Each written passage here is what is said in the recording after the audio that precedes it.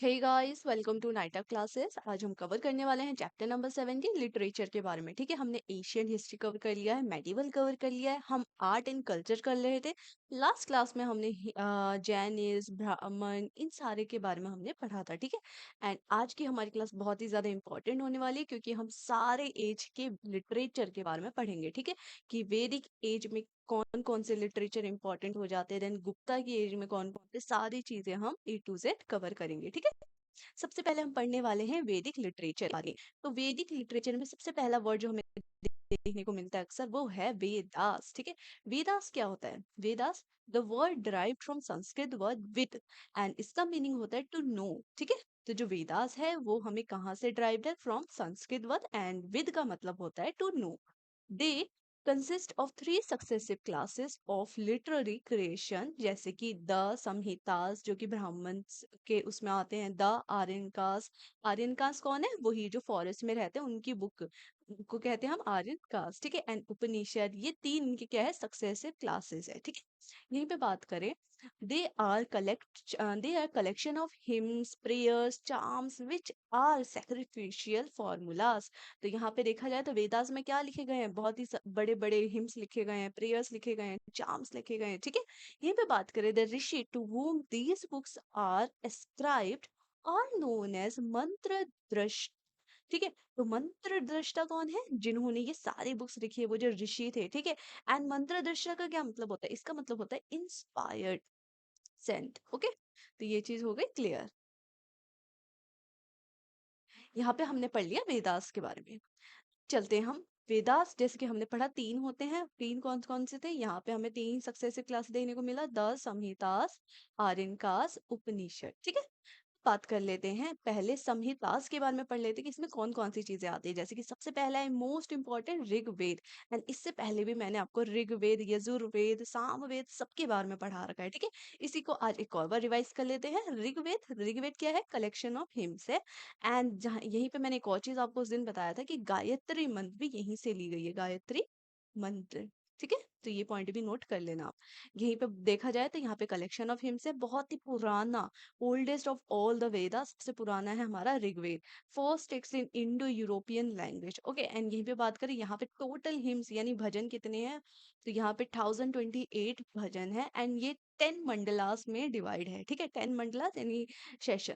And यहीं पे बात करें, full of poetry with theme, prayers address to different god. ठीक है, तो हर एक गॉड के लिए अलग अलग प्रेयर है। ठीक है, विष्णु के लिए कुछ, शिव के लिए कुछ, बिलोंग्स टू द सकाला स्कूल। तो ये याद रखना कि ऋग्वेद संहितास कौन से स्कूल से बिलोंग करते थे? तो वो है सकाला स्कूल। ठीक है, बात कर ली हमने कि ये 10 मंडलास में डिवाइडेड है, लेकिन अगर पूछ लिया जाए कि सोमा गॉड का कहाँ वर्णन है, तो वो हो जाता है नाइन्थ मंडलास। ठीक है, तो नाइन्थ मंडला जो था उसमें कंप्लीटली डिवोटेड टू द वैदिक गॉड सोमा। ओके, तो ये हो गया हमारा ऋग्वेदिक के बारे में। नेक्स्ट बढ़ते हैं यजुर्वेद। अब यजुर्वेद क्या होते हैं? यजुर्वेद का मतलब होता है, जैसे कि हम गृह प्रवेश कराते हैं तो उस टाइम में जो पूजा रिचुअल्स होते हैं वो सारी चीजें, या फिर कोई बर्थ करता है तब, कोई डेथ कर दा तब, तो वो सारी जो रिचुअल्स होती है उसे हम यजुर्वेद में मानते हैं। ठीक है, collection of rituals for performing different sacrifices recited by the priest known as अधावर्यु। ठीक है, अधावर्यु क्या है? जो प्रेस्ट होते हैं यानी पंडित जो होते हैं, जो बोलते हैं, ठीक है, बोलते हैं ना उस टाइम मंत्र जो बोलते हैं, उसे कहते हैं अथर्ववर्यु। एंड ये जो यजुर्वेद है ये दो भागों में बांटा गया, एक है कृष्णा, एक है शुक्ला। कृष्णा जो कि ब्लैक है, ये नॉन आर्यन सेरेमनीज है, एंड जो शुक्ला है वो व्हाइट यानी आर्यन सेरेमनी है। ठीक है, तो यजुर्वेद के बारे में इतना ध्यान रखना। नेक्स्ट आ जाते हैं हमारे सामवेद, एंड साम मैंने सॉन्ग से बताया था बिकॉज यहाँ पे बहुत सारे हमारे द बेसिक ऑफ इंडियन संगीत शास्त्र यहीं से रिलेटेड है। ठीक है, तो यहाँ पे देखा जाए Samaveda, known as book of ragas and tune. ठीक है, रागास बोल लो या ट्यून बोल लो, तो ये यहीं से बिलोंग करते हैं। एंड मेन थीम इसका क्या है? वॉल्यूम। ठीक है, वॉल्यूम जिसको संस्कृत में लिखा गया चचेंदुस। एंड यहीं पे अवेलेबल इन 3 वर्जन्स, तो 3 वर्जन्स में मिले गए हैं, ये जरूर याद रखना। कैनेटिक में हमें जैमिनिया मिला है, गुजरात से हमें कठुआ मिला है, एंड महाराष्ट्र से हमें राना यानिया मिला है। ठीक है, तो ये चीज याद रखना। एंड यहाँ पे मैंने आपको बताई दिया, it is basic of Indian संगीत शास्त्र। नेक्स्ट हमारे हो जाते हैं अथर्ववेद। अथर्ववेद जो कि मैजिक से रिलेटेड है, ठीक है, collection of charms, magic spells, first mention about lord Krishna as Vasudeva. तो ये थोड़ा इंपॉर्टेंट हो जाता है अगर एग्जामिनर पूछ ले कि कौन सा वो वेद है जहाँ पे पहली बार कृष्णा, लॉर्ड कृष्णा के बारे में लिखा गया था एस वासुदेव, तो वो हो जाता है हमारा अथर्ववेद। यहाँ पे टोटल हिम्स यानी भजन कितने हैं? 731। No Brahmanas belong to this, तो ये पॉइंट भी याद रखना क्योंकि कभी कभी एग्जामिनर स्टेटमेंट दे देता है कि अदर वेद में भी ब्राह्मण बिलोंग करते थे, तो ये याद रखना है कि यहाँ पे नहीं करते थे, ठीक है। एंड यहीं पे देखा जाए कि इसके कौन कौन से बात पार्ट्स थे, तो वो हो जाता है आयुर्वेद, रेखा गणिता एंड गणित शस्त्रा, ठीक है, तो ये सारी चीजें हैं इसके पार्ट थे। यहाँ पे हमारा खत्म हुआ संहिता एंड अब चलते हैं आर्यन कास्ट। तो मैंने ये बताया था आपको जब हम एशियन हिस्ट्री पढ़ रहे थे, तो आर्यन कौन थे? जो फॉरेस्ट में रहते थे, ठीक है। अब इनकी जो बुक थी उसको ये कहते थे आर्यन कास्ट, ठीक है। तो आर्यन कास्ट क्या है? लिटरली मीनिंग इज फॉरेस्ट, तो फॉरेस्ट इसका रियल मीनिंग है। एंड इस बुक को कहा जाता है forest book. Deals with mysticism, moral values, philosophical doctrines, okay, and meant for the, यहीं पे हमसे फोर्थ पॉइंट कह रहा है, meant for the ascetic and hermits living in the forest। And यहीं पे देखा जाए तो एसेटिक्स ये क्या होता है? इसे कहते हैं तपस्वी। तपस्वी का नाम सुना होगा, तो ये है हिंदी इसका मतलब, तपस्वी हो गया। एंड हर्मिट्स यानी एकांतवादी, ठीक है। तो ये सारी चीजें क्या है इस टाइम पे आर्यन कास्ट के द्वारा लिखी गई थी फॉरेस्ट, ठीक है। एंड यहाँ पे तपस्वी लोग जो है तो ये यहाँ पे रहते थे। अब आ जाते हैं हम ब्राह्मण्स के बारे में पढ़ने के लिए। तो ब्राह्मण जो बहुत सी सारे कंटेन एक्सप्लेनेशन, और ब्राह्मण कौन है? जो कि एक्सप्लेन करते थे सारे हिम्स भजन वगैरह, है ना, वही। एंड ये क्या थे? इलोबरेट करते थे प्रोज टेक्स्ट, यानी जो टेक्स्ट लिखे गए हैं उसको एक्सप्लेन करते थे। और इसी के साथ साथ देखा जाए तो इसमें बहुत ही ज्यादा तीन हमारे ऐसे देखे गए हैं जो कि इंपॉर्टेंट हो जाते हैं ब्राह्मणा। एक होता है इतर्य ब्राह्मणा। इनका क्या वर्क था? तो इन्होंने वर्क किया था, ये ब्राह्मण है, ठीक है, तो इन्होंने वर्क किया था महिदासा इतर्या में, और इन्होंने डील किया था विद सोमा सेक्रीफाइसेस। यहीं पे दूसरे ब्राह्मण हैं, वो जो होते हैं वो तत्तिरिया ब्राह्मण है। एंड ये बिलोंग करते हैं ब्लैक यजुर्वेद से, ठीक है। एंड यहीं पे सप्तापथा ब्राह्मण थे, ये बिलोंग करते थे व्हाइट यजुर्वेद से। तो black Yajurveda and white Yajurveda जरूर याद रखना। एंड यही अगर सबसे लेंदिएस्ट पूछ लिया जाए तो वो भी इन्हीं के द्वारा था, सप्तापथा के द्वारा था, ठीक है। एंड यही सबसे ज्यादा मोस्ट इंपॉर्टेंट ब्राह्मण थे, ठीक है। तो ये हमने तीन पढ़ लिया। अब आ जाते हैं हम उपनिषद के बारे में। उपनिषद का क्या मतलब? अगर उपनिषद का देखा जाए तो इसका मतलब है सेशन, ठीक है, literal meaning a session. Deal with the philosophy, metaphysical, abstract thinking known as Vedanta. Vedanta जिसका मतलब होता है end of Vedas. And earliest Upanishad देखा जाए, सबसे पहला उपनिषद जो लिखा गया था वो था बृहदरण्यक एंड चंदो यज्ञ, ठीक है। तो ये चीज याद रखना। वैसे तो ज्यादातर नाम से इसी का दिया जाता है, ठीक है। एंड यहीं पे सबसे पुराना जो सबसे पुराना हमने देख लिया जो सबसे पहले लिखा गया था, एंड जो सबसे बाद में लिखा गया यानी लेटर उपनिषद वो था कथा एंड श्वेता स्वत्रया, ठीक है। नेक्स्ट पढ़ते हैं, अब पढ़ लेते हैं सेक्युलर सब्जेक्ट्स के बारे में। जैसे कि, आयुर्वेद है तो ये हमें पता है मेडिवल साइंस से रिलेटेड है, ठीक है, मेडिकल होगा यहाँ पे। यहाँ पे मेडिवल है, चलो मेडिवल भी ठीक है वैसे। इसके साथ साथ अम, इसके साथ साथ आप ऐड भी कर लेना, ये थोड़ा मेडिकल से रिलेटेड भी है, ठीक है। एंड यहीं पे धनुर्वेद जो है वो मिलिट्री साइंस से रिलेटेड है। एंड गंधर्व वेद जो है ये हमारा म्यूजिक साइंस से, मतलब म्यूजिक से रिलेटेड है, ओके। अब मैंने बताया आपको कि सबसे पहला कौन सा उपनिषद बना था, सबसे लास्ट में कौन सा बना था। लेकिन यहाँ पे बहुत सारे ऐसे उपनिषद है जो कि एग्जाम में पूछे जाते हैं। जैसे कभी कभी एग्जामिनर पूछ लेता है कि सत्यमेव जयते कौन से उपनिषद से था, तो वो था हमारा मुंडक का उपनिषद। अगर पूछ ले कि कौन सा ऐसा उपनिषद है जो कि डील करता है, डील्स विद क्रिएशन, तो वो हो जाता है ईसा उपनिषद। अगर पूछ ले एग्जामिनर कि वो कौन सा है, पहले तो लेटर हमें पता है कि कथो है। एंड लेकिन अगर यहाँ पे दूसरे कैसे पूछ सकते हैं, जैसे कि कौन सा वो उपनिषद है जो कि dialogue between Yama and Nachiketa, तो वो भी हमारा कथो उपनिषद है। एंड इसके बारे में एक और चीज बताऊं तो Katho Upanishad deals with problem of death, ठीक है। तो ये चीज भी याद रखना। और भी कुछ उपनिषद देख लेते हैं, जैसे कि first talk about childhood of Lord Krishna, वो कौन से उपनिषद में लिखा गया था? वो है छंदोग्य उपनिषद, ठीक है। एंड यहीं पे describe Lord Shiva for the first time, तो ये हो जाता है हमारा श्वेताश्वतरा उपनिषद, ठीक है, जहाँ पे सबसे पहली बार शिव जी का वर्णन था। यहीं पे केना उपनिषद की बात करें, जहाँ पे सबसे पहला पार्वती जी का वर्णन था। एंड बृहदरण्यका, जो कि हमने देखा कि ये सबसे पहला उपनिषद था। ये क्या था, तो ये डील करता है विद ट्रांसमाइग्रेशन ऑफ सोल के बारे में, तो इसके बारे में ये भी याद रखना। एंड अब आज चलते हैं हम हिंदू स्क्रिप्चर्स के बारे में पढ़ लेते हैं। जैसे कि सबसे पहला आपने सुना होगा कभी कभी श्रुति। तो श्रुति क्या है, ये प्राइमरी स्क्रिप्शन है, ठीक है। इसके अंदर क्या आते हैं, वेदास, वेदास जो कि हमने अभी भी ऊपर पढ़े, ऋग्वेद, सामवेद, यजुर्वेद, धर्मवेद, ठीक है। एंड यहाँ पे हमारा भगवत गीता भी आता है। यहीं पे नेक्स्ट चलते हैं, तो स्मृति, स्मृति हमारी सेकेंडरी स्क्रिप्शन है, ठीक है। तो और थर्ड, द मोस्ट इम्पॉर्टेंट हमारा आ जाता है धर्मशास्त्र। धर्मशास्त्र सुन के थोड़ा लग रहा होगा कि लॉ कॉर्ड्स, ठीक है। तो ये पूरा लॉ कॉर्ड ही है, जहाँ पे मनुस्मृति, अर्थशास्त्र, कामसूत्र, ये सारी चीजें लिखी गई है, ठीक है।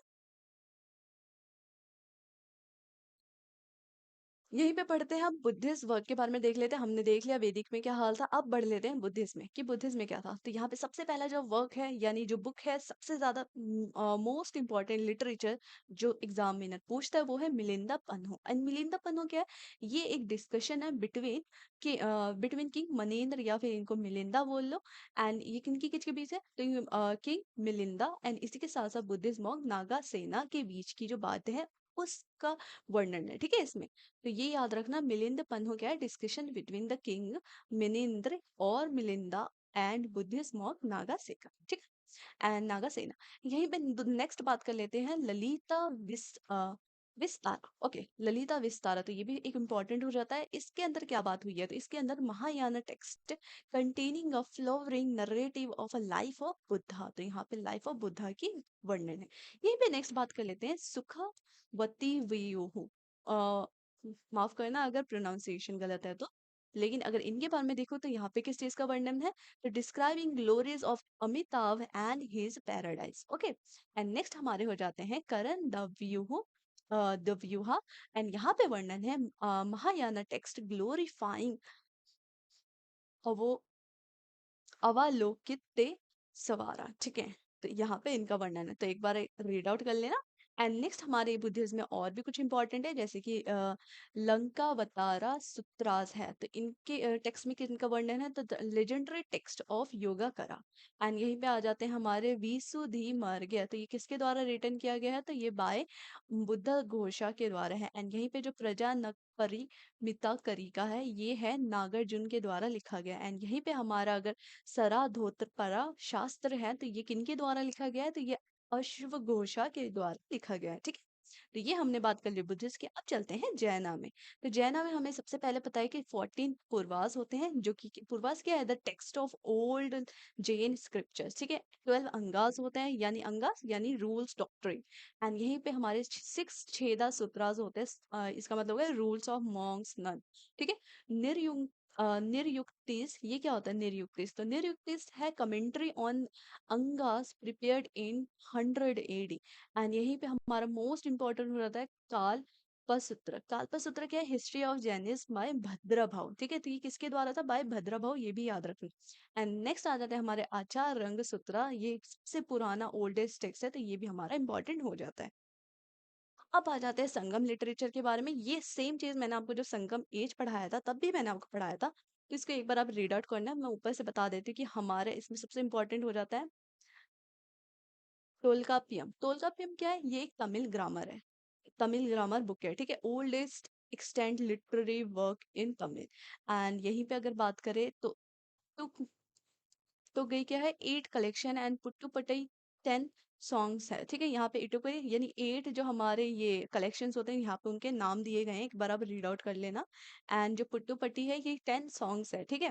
एंड यहाँ पे 18 माइनर वर्क्स भी है, इसको हम कहते हैं पट्टी नेन की किल का नकू, ठीक है। ये क्या है, ये है 18 माइनर वर्क्स। यहीं पे सेम चीज लिखा गया है कि यहाँ पे 18 माइनर वर्क्स है। और अगर पूछ ले एग्जामिनर, ये हो जाता है इम्पोर्टेंट कि तिरुकुल्लर किसके द्वारा ऑथर है, तो किसने लिखी है, तो इसका ऑथर है हमारा तिरुकुल्लुर, ठीक है। तो ये भी इम्पोर्टेंट हो जाते हैं। एंड यहीं पे बात करें तो 5 एपिक यानी the 5 great poem including this Silappatikaram, ये सारी चीजें इनकी 5 एपिक है, जो कि बहुत बार एग्जामिनर पूछ लेता है। अगर पूछ ले कि इलांगो अदिगोल किसने लिखी है, तो वो हो जाते हैं हमारे नहीं, इलांदी अनिगोल ने एक बुक लिखी है, ये है बुक का नाम, ठीक है, कंफ्यूज मत होना। सीला पट्टिकरम ये लिखी गई है इलांगो अदिगल के द्वारा, ठीक है। एंड यहीं पे बात किया जाए, मनी मेकलाई वॉज रिटन बाय सथानार, तो यहाँ पे ये भी एक बुक है और ये किसके द्वारा है, by Sathanar, was mainly to pronounce the Buddhist doctrine among Tamils, ठीक है। तो ये हमें हमें कौन कौन से बुक मिल गए, तो यहाँ पे सबसे पहला बुक याद रखना है ये। दूसरी चीज याद रखना, एट कलेक्शन, एंड यहाँ पे 10 सॉन्ग्स के लिए ये वाली बुक है, एंड 18 माइनर वर्क्स के लिए हमारे पास ये वाली बुक है। एंड इसी के साथ साथ हम बात करें तिरुकुलम, तो हमने ऊपर देख लिया टोटल चार, यहाँ पे पांचवी मोस्ट इंपॉर्टेंट बुक, यहाँ पे sixth most important book, and ये हो जाती है हमारी सेवंथ मोस्ट इंपॉर्टेंट बुक, ठीक है। यहीं पे बात कर लेते हैं हम, नेक्स्ट चलते हैं गुप्ता एज के बारे में। तो गुप्ता एज देखा जाए तो यहीं पे हमारा वो एरा है जहाँ पे महाभारत एंड रामायण को पूरा फाइनल टच दिया गया था, ठीक है। तो Mahabharata Ramayana got their final touch in this period, ठीक है, गुप्ता एज में। एंड आर्यभट्टा ने कौन सी बुक लिखी है, तो इन्होंने लिखी है आर्यभट्टियाम, ठीक है। एंड यहीं पे बात करें बृहद समिति किसने लिखी है, तो विहारा मिहारा ने लिखी है बृहद समिति। कालिदास ने बहुत सारी बुक लिखी है, जैसे कि मेघदूत, रघुवंशम, कुमार संभवम, संहारा, मालवी अग्निमित्र जो कि एग्जामिनर पूछता है, शकुंतलम तो सब पता है इन्होंने लिखी है। शुद्राका ने क्या लिखी है, तो शुद्राका ने लिखी है मरीच कटिका, ठीक है। एंड यहीं पे बात कर लेते हैं, विशाखा दत्ता जी ने लिखी है मुद्र राक्षसा, ठीक है, ये भी हो जाता है इंपॉर्टेंट। इंद्रभूति जी ने क्या लिखी है, तो इन्होंने ये बुक लिखी है ज्ञान सिद्धि। एंड ये अमारा सिम्हा ने लिखी है अमारा घोषा, ठीक है। तो यहाँ पे हमने पढ़ लिया गुप्ता एज के बारे में। यहाँ पे कुछ पर्शियन लिटरेचर है, इनको आप रीड आउट कर सकते हैं।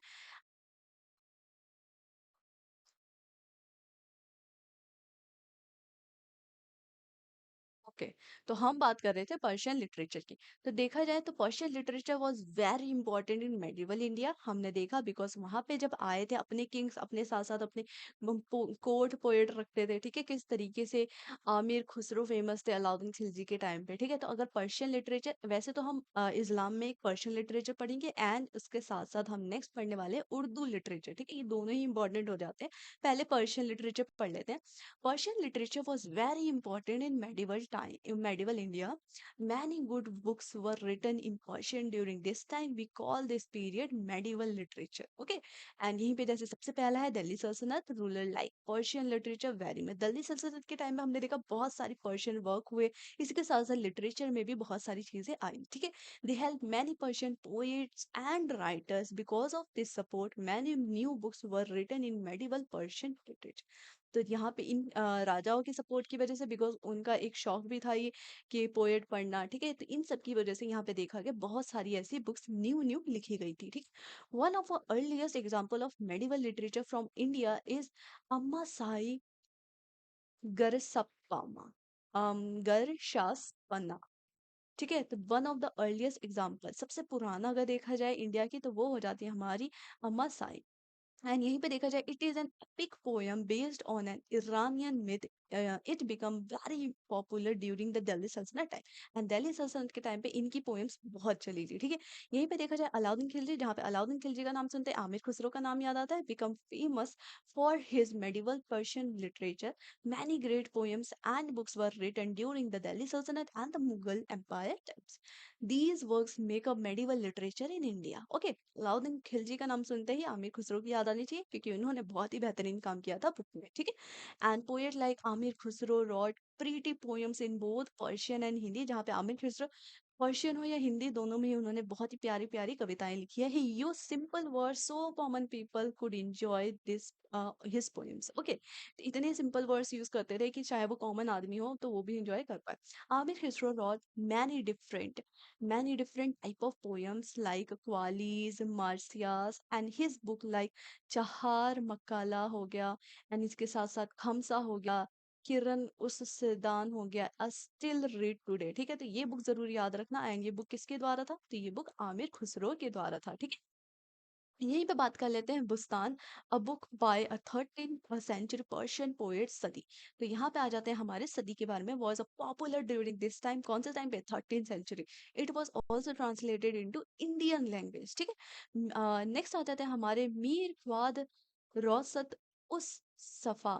तो यहाँ पे ये थे, यहाँ पे बुस्तान जी थे। तो यहाँ पे जो हम मीर ख्वाद Rosat Usavade, इन्होंने finish in 1500 tell us about a Delhi Sultanate ruler. It has information about the different king वो rule. ठीक है, तो इन्होंने क्या वर्क किया, तो किंग्स के बारे में किया कि उन्होंने अपने टाइम पे क्या क्या चीजें की, ये डिफरेंट किंग्स के बारे में लिखते थे अपनी बुक में। यहीं पे बात कर लेते हैं फानी बड़ा यूनी मुनतबा, ये पूरा नाम ठीक है, was written during Akbar rules, तो अकबर का टाइम पे इनका नाम था। एंड यहीं पे बात करें, it tells the story of a ruler from Bakhtiyar Khilji to Akbar, तो इन्होंने कौन से रूलर्स की बात की, तो बख्तियार से लेके अकबर तक की इन्होंने पूरी बात की। This book was very important and important work from medieval India.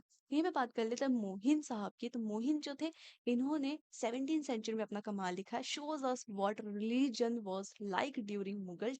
Okay, next बात कर लेते हैं sultans and Mughal empire support writers and poets. This led to many books that we value today for their history and the qualities.